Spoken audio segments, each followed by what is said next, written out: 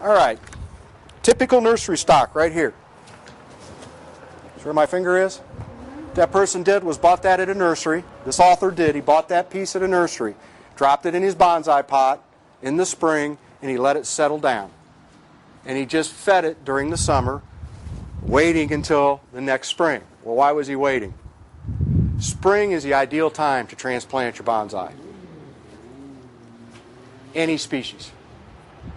The plant is getting ready to burst forth with growth, vigorous growth. So if you're ever not sure, wait. Do it in the spring. Okay? This one, I've been just growing it in a container that I got when I got it here. It's been in that container for 15 years. No. I take it out in the spring because I've been growing the structure, which we're talking about, we're getting ready to talk about now, and the branches and developing, and I wanted vigorous growth. I didn't want it in a bonsai pot yet. I want to get the design close to where I want it before I drop it in that bonsai pot and then really refine the design. Okay? So there's lots of different stages. This one, to most, looks pretty refined. It's not. This is just, I barely pruned this year. I just pruned the long shoots to get the foliage more compact for right now. And I'll talk to you in a minute just about what we're going to do. Once you've got it settled in its new home and it's doing well, next spring rolls around, now it's time to have some fun. In a few hours, this author of this book turned this into that. Only took a few hours.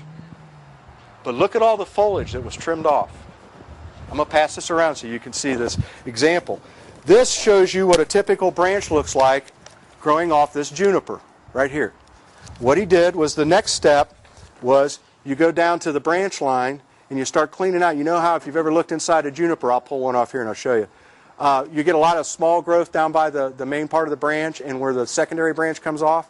What he's done is he's cleaned that all off of there. Why? Because he's fixing. See, I've been living in the South a while. He's getting ready or fixing to wire it.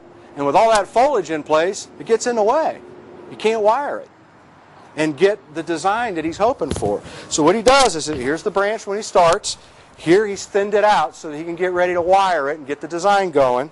Okay. Now he wires the main branch. See how he's put a curve in the branch with the wire. Okay. Straight branches are boring for the most part.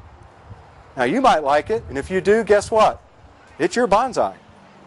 You design it the way you want it to look. And if you're not sure, and you never really are, trust me, I've studied them for 3 hours and still haven't figured out what the heck I want to do with them sometimes. You just start into it. Just get going on it. And the design will emerge. You'll figure it out. You really will. The only thing I will caution you when pruning is, if you're not sure you want to cut off the branch, then don't.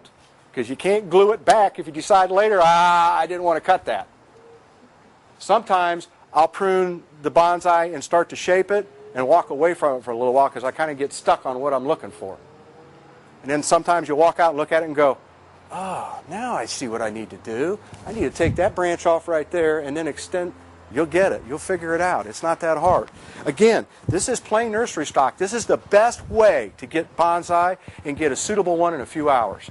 And what are you looking for when you look for them? Well, if you want a smaller bonsai, you're looking for something like this. You're looking for a thick base at the trunk.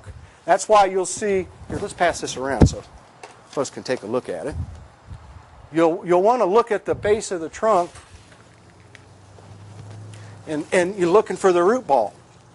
The roots and the root ball in Asia is called the nabari. And what you can do is actually expose some of the roots to give the tree the aged look. So what you see somebody digging around here, they're probably a bonsai enthusiast. They're trying to figure out, ooh, there's a main root. Oh, let's see where that sucker goes. And what you can do then is either by changing the planting angle or simply getting some of the soil pulled away from the root, expose a large root that when you drop into a pot really adds to the illusion of age and get you started on that, wow, this is starting to look pretty cool, this bonsai, okay? So first thing you're looking at is you're trying to figure out, is the trunk sufficient in its size for what I'm looking for? Smaller bonsai that you're doing are going to have smaller looking trunks. If there's some bonsai that what they'll do is the guys will buy a Japanese maple. That's just like what I did here.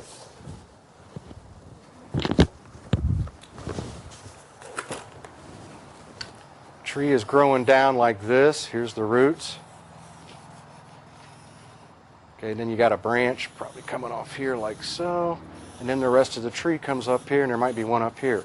Remember I said you're looking for that low-hanging branch?